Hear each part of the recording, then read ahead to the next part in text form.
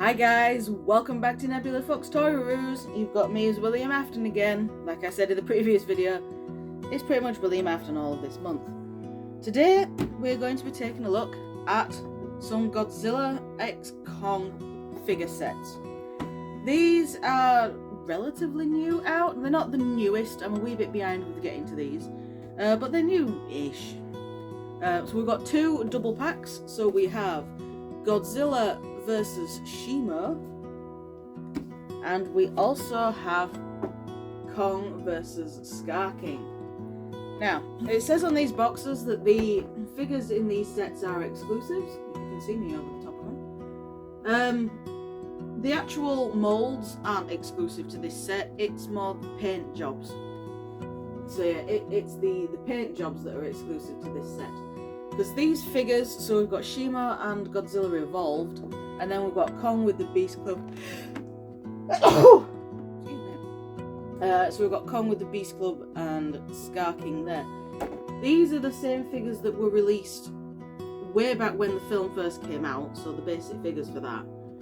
They've just got new paint jobs, so we'll take a closer look at these. They also have some diorama pieces. So the Godzilla and Shimo is a bone cage diorama set, and then the Kong and Skar King is Lava Falls diorama set. So it's not just the figures we'll be looking at with this, it is, so like I said, we've got the diorama sets as well. So these will be interesting to take a look at. That's the main reason I got these, because I didn't bother getting the original figures, when you just get the figure by itself and that's it, because, well, they didn't look that special, but I liked the look of these sets. So let's head on over to the review table and get a closer look at them, shall we? Okay, so here we are. Here are the figure packs, and now you've had a good look at both of them, I'm going to put the camera back down, and we'll take a quick look at the packaging before we open them. So, I'm going to start with the Godzilla and Shimo double pack. So, nice open window design with Godzilla x Kong the New Empire, Godzilla versus Shimo here, with some nice renders of the two characters. Then we've got 4-piece diorama set and exclusive figures written on here. As I said down in the introduction part, the figures themselves, the molds aren't exclusive, it's the paint jobs. On this side, we've got Godzilla x Kong the New Empire logo. On this side, we have Godzilla vs. Shimo and the other set available, which we have. On the top, Godzilla x Kong the New Empire, Monsterverse. On the back, we've got a nice look at everything set up. So we've got the two figures and we've got the big diorama set. And then we've got exclusive figures again, 4-piece bone cage diorama, and we also have some hollow earth crystal, or 2 hollow earth crystal diorama pieces. So we've got 6-inch Godzilla Evolved with his heat ray, and then we've got 6-inch Shimo with the frostbite breath. So yes, let's crack this packaging open and see what we get. I'm excited about this. Like I said, when the Godzilla x Kong figures first came out, so while they were just in their open box designs and it was just one figure kind of package, I really wasn't that bothered about them. I'd got a lot of the Godzilla vs. Kong figures, and from that I denoted that they weren't that exciting. So here is the diorama pieces. I'm going to try and keep this little bag nice, so once I've popped them out and shown you, I can just pop them all back in. And here we have the figures. So it looks like we've got some snips. When we gotta do snips. Right, looks like there's a lot of snipping that needs to be done here, so I'm gonna just pause the recording here take them out of the packaging, and then I'll be back. Okay, I'm back. That was a bit of a ball ache, and I know when it comes to opening the other two, I'm just going to have to pause it and do it again. But we have the figures out, we have the accessories that I'm still going to open, the diorama pieces, and then the actual heat breath and frostbite, whatever. So anyway, we'll start with looking at Godzilla. I quite like that. I really like the translucent plastic they've done for his dorsal plates. That is really nice. Going down into the tail, however, it is not so nice. It's just been painted a weird pinkish colour to make it look like it's continuing, but it really isn't. The tail's made of a soft, rubbery plastic. Focus, please. Yeah, the tail's made of a soft, rubbery plastic, so it was actually pretty easy to plug the tail on, because it attaches here via a ball joint, and you have to plug it in. The head is also very oddly blended, so not the best. But the actual translucent plastic used for the main dorsal plates is really nice. I really like it. The actual figure itself looks okay. Obviously these figures are not meant for adult collectors. These are purely toys. If you want ones for adult collectors, go with like your higher toys and your SH Monster Arts and your NECAs, if you can get hold of any NECA Godzillas since they've lost the license. Super 7 are starting to do some nice ones though. But anyway, so it's got this very, very light blue paint on its underbelly. Doesn't go onto the tail at all. The tail is just the solid blue colour with the pinky paint. But yeah, this light blue is the main part that sets it aside from the standard release of Godzilla Revolved. And yeah, it's alright. It kind of looks more like he's in the How to Train Your Dragon Hidden World rather than Hollow Earth, because Hollow Earth is still lit normally. Unless it's meant to look like, because it's blue, it's probably meant to look like Shimo's got him with her frostbite thing. But I don't know. It's a nice Godzilla figure. Articulation wise, the mouth can open and close. The head can move a tiny bit, but I don't think it's meant to, even though it looks like it should. Arms, you can do a full 360 with both arms. They don't go in and out, they're purely just forward and backwards. The arms are made of a soft rubbery plastic as well, so you don't need to worry about that. And then the legs can go forward and back as well. Not a full 360, but they can go forward and back. And then your feet. The feet can rotate. The legs are more solid, but the feet are the rubbery material. And then the tail is on the ball joint, so you can get movement there. There's no bendy wire in the tail, so that positioning is what you're stuck with. But yeah. So all in all, a decent figure. Let's give him his atomic breath, shall we? Hold on. Alright. Let's get these out of this little bag. Put that down there with all the other rubbish. So let's give him his atomic breath.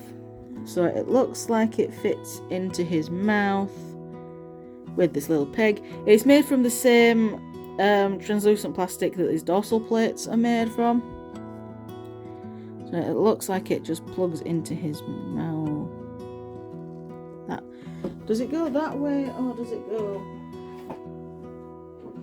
How is it meant to fit? So the actual... These effect parts are meant to go down. Oh, there we go. Like that. So that's how it's meant to fit in his mouth.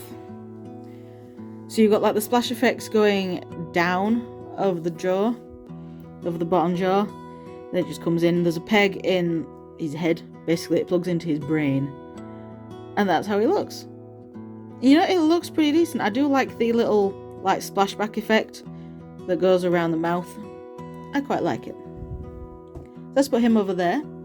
And we'll bring Shimo in. I'm just going to double check how her breath effect is meant to go in. So her splash effects go over her cheeks. Right. So, Shimo. Articulation wise, definitely got the longer straw than Godzilla. Looks wise, about the same. The spikes on her back are once again made from a translucent plastic, this time in blue. However, they've covered some of it in that light blue paint to make it look a bit more icy. And I like it, but I think it could have done with a thinner coating so we could still see that all the spikes were translucent. The blue that they've used to sort of, have all of this continue down the tail is a much better match than what they did with Godzilla. Like, look at that. That is a near perfect match. And then it goes down, all the way down the spikes, onto her Thagomizer, so her tail spikes. I like that Godzilla also sort of gets a Thagomizer in his evolved form. Her tail is more solid than Godzilla's, so there was a lot more effort needed to actually plug the tail on. If you're really struggling, just warm the tail up in some hot water, and that'll make the plastic a bit more malleable and you should be able to put it on no problem. I was able to force it without heat, but as a just in case, use heat. She also has that light blue paint going on her underbelly, but she also has it going down her tail this time. So yeah, she's got a lot more love than Godzilla. I also really like the colours of her head crystals. So it's once again, it's the same, it's the dark blue again. Oh, they are actually the translucent. Looking at these little ones on the side, they are the same spikes as the ones on her back, just with the paint on them as well. So yeah, overall, Shimo has definitely gotten a lot more love in the figure department than Godzilla, except this foot wants to come off. For articulation, you can open and close her mouth really wide. She doesn't need to open it that wide. And you can see the hole where the breath effect plugs in. I'd say about there's about right. The head, she can look up and down. It's on a swivel hinge, so you can also swivel it all the way around. Her legs can go forward and back, and also out to the side, like the Mattel Jurassic World figures. And front feet rotate as well. Back legs can only go forward and back, but obviously feet can also rotate, and then the tail is on a ball joint. So yeah, in terms of the figure, Shimo got a lot more love than Godzilla. They've given Shimo more articulation, and it just looks better. Let's give her frostbite breath effect.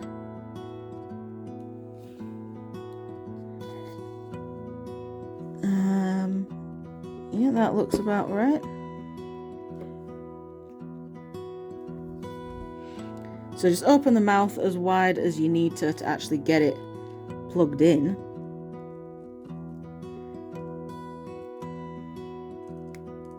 There we go. There we go, now it's in. And then just close her mouth around it. So, there we go. So her breath effect is made from translucent plastic as well, but it's not the same as the plastic used for her back spikes because that's a darker blue, and this is just a lighter blue. So yeah, very nice. Both of those figures look really nice. And now let's get the diorama set up. Yeah. So I'm going to try and just keep one of these bags and just put the things from both sets in. So this looks like another one of the things, those things where I'm going to pause the video and I'll pop them all out and assemble it, and then I'll come back to it. So I shall do just that. I don't like this cardboard. This is a very flimsy cardboard. Anyway, I'll be back in a mo. Okay, I have done.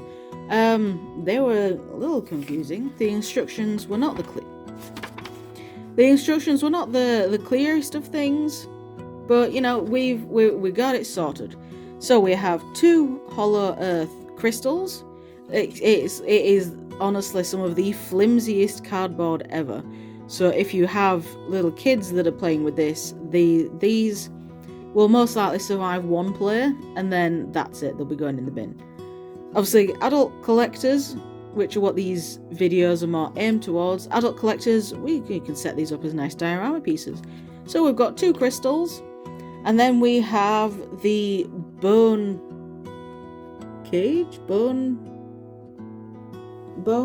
rib cage diorama piece.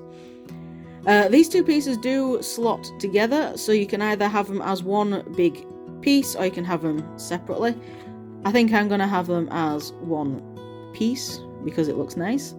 I did assemble these wrong at first because I was just like, why have we got exposed cardboard as the base? But then I was like, oh yeah, just fold the things, fold the folding parts the other way around. This honestly looks really nice. This would give some very nice depth to whatever sort of display you were doing with these, because I do like that they slot together. They're very flimsy, so you can easily just take them apart again, which is what I'm going to do, and then I'm going to keep them in that bag. But yeah, very nice printing on them all, so the detailing on them is really nice, and that's about it. So I'm going to take these away. Well, when I say take them away, I just put them over here really, and then we're going to bring in Kong and Skar King, and we'll review them. So, once again, with the box, we've got Godzilla, Kong the New Empire, Kong versus Skar King with some nice renders of them. On that side, exactly the same. On that side, the same, except it shows the Godzilla and Shimo one. And then on the back, more things. So we do have a heave vehicle in here somewhere. So we have another, yeah, there it is. So we've got a heave vehicle, 6-inch Kong with Beast Glove, 6-inch Skar King with Whiplash, with the piece, with the whip. We've got 2 Hollow Earth crystals again, but in purple this time. And then we've got the Lava Falls as well, the 2-piece Lava Falls diorama. So let's get these guys out of the box. So once again, I will pause here, get these guys out of their packaging and get everything set up. So I'll be right back. Okay, we're back. Got them out. It was a bit of a fight, but thankfully there's nothing to actually clip onto these ones like with Godzilla and Shimo. But we'll take a quick look at them. So here is Kong in all his flaming glory. He is very, very glowy, because these guys have the paint job to make it look as if they're fighting at, you know, obviously at the lava falls where we actually first meet Skar King and Shimo. So they've got these parts in to make it look like they're glowing from the lava. But it's strange because at that point in time, Kong does not have the Beast Glove. Kong is just standard Kong at that point in the film. Also, why haven't they given any of these Kong figures his false tooth? Because, you know, in that part in the film, he gets the false tooth quite early on. So at every point after that, especially since this is the figure of him with his Beast Glove, he should have his false tooth. Oh well. Anyway. Rarg. Monkey. So anyway, the detailing on this guy is very nice. The fur detailing is very good. Just look at that. There's no paint on the back of him. Monkey butt. There's no paint on the back of him. It's just the molded plastic for him. But all the paint is on the front. So we've got a bit of orange and a bit of red on his chest, and we've got some on his arms as well. Oh, and a little bit on his beard. For articulation, he can look left and right. Can he look up and down? Nope. His arms can do a full 360 and go in and out. And then you've got his elbow. You've got like just under 90 degrees in the elbow. And his wrist is on a swivel. I'm surprised he didn't come with his axe. Because he uses his axe at this point in the film. At this point. And both of his hands are moulded to hold his axe. Why didn't he come with the axe? I know the standard figure of him does. And then same with the other leg. The detailing on the beast glove is really nice. Like, that is some really nice detail. Oh yeah, the elbows can swivel as well. There's some really nice detailing on this beast glove. Very nice. But they've painted the strap that goes around his upper arm, but they haven't painted anything else. So we've got the nice metallic metal, like the nice silver paint on the gear part on this side, but not on this side. It's all just blended into his arm on that side. Legs can go forward and back, and then obviously if you swivel them, they can go side to side, but then he just looks strange. So you can swivel his legs as well. And then he's got basic knees. That once again looks about just under 90 degrees in the knee. Nothing in the foot, as the whole thing just swivels around by itself. So that was Kong. So Kong's pretty much the same as the Godzilla vs. Kong figures. And then we have Skar King. So Skar King, I believe, is probably the best figure in terms of articulation. I don't want to take Whiplash off, but I have to for the review, but I don't want to. Oh, I'll take it off later. So yes, Skar King, the slim big orangutan guy. So he's got like war paint on his face. It looks pretty cool. It looks like war paint. He can also look side to side, but not up and down. He more looks burnt more than anything. Like, Kong actually looks like he's standing in front of lava and it's glowing, whereas Skar King just looks burnt. He just looks like he got a bit too close to the flames. But anyway, his arms can do a full 360 as well and can go in and out. He has nice elbow bend with the swivels. That is once again just below 90 degrees. And it also has wrist swivel. Skar King also has an ab crunch, so his torso is on a ball joint, so you can make him, you can bend him forward, you can give him an arching back. He's got that going for him. Legs can go forward, about that. There's not so much backwards because of his butt. And then knees, just once again, just under 90 degrees, I would say. Focus camera. And then obviously that hip joint is a swivel. And once again, nothing at the footsies. Well, let's take Whiplash off. I believe there's a little elastic band or something on it. This is the main reason why I didn't really want to take Whiplash off. There we go. So yeah, so it's got a little elastic band on it. So if I just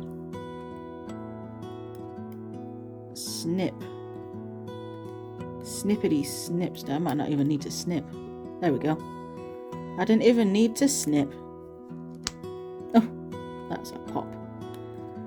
Right, so we've got Whiplash now. Okay, come on. Off. There we go. So we've got Whiplash. The weird part is it doesn't have the crystal. It doesn't have the crystal, so it's obviously meant to be the spine of some unfortunate titan that he's defeated, because that is the lower jaw. And then it just goes all the way down. So this is the part that he'll hold. There we go. So he holds. You can hold it like that. And that's about it. So this is the end that would have the crystal, but obviously it doesn't because it needs to go back round him and attach back up, which I'll do in a bit. But yeah, that is Skar King. He's pretty cool. And we got the Heave. It's just a little Heave. The more updated version that you see in Godzilla x Kong. Painted in a nice shiny metallic silver. So let's move these guys out the way. And open this. So once again, gonna pause and I'll come back once I've assembled it all. Okay, we're back. There was a little bit more to building this one than there was the bone one. The crystals are exactly the same, just in purple, so we don't really need to look at them. The lava falls part looks pretty impressive. So like the ribcage one, these two pieces do in fact fit together if you want to have them as one, just one piece, but you can obviously display them separately. So there were 4 pieces to each. You've got the front and the back, then you got this side piece that just locks it all together, and then you have the lid. And then there's a part of the lid that falls over to give it a bit of depth, which I really like. I think I like these little diorama pieces more than the actual figures that come with them. Because you could use these diorama pieces for any figure, really. For any figures. It doesn't have to be Godzilla and Kong figures that you use them with. If you say you've got a dragon that you want the dragon to live in a lava waterfall, or live like a dragon that's living in the ribcage of its parents or something because its parents were killed. Yay, trauma. I don't know where I was going with that. You know, they're good for other figures as well, not just the Godzilla and the Kong figures. But the whole set looks really nice together. So in total, that is now all I can really say about these figures. Very nice sets. These are starting to drop in price. I believe I paid 20 for Godzilla and Shimo, because obviously Godzilla and Shimo are the 2 more popular characters, and then I think the Kong and Skar King I think were reduced to 15, but both of these sets are now slowly starting to reduce down in price, with I believe the Godzilla and Shimo one has recently been reduced down to 15 as well, to match this one.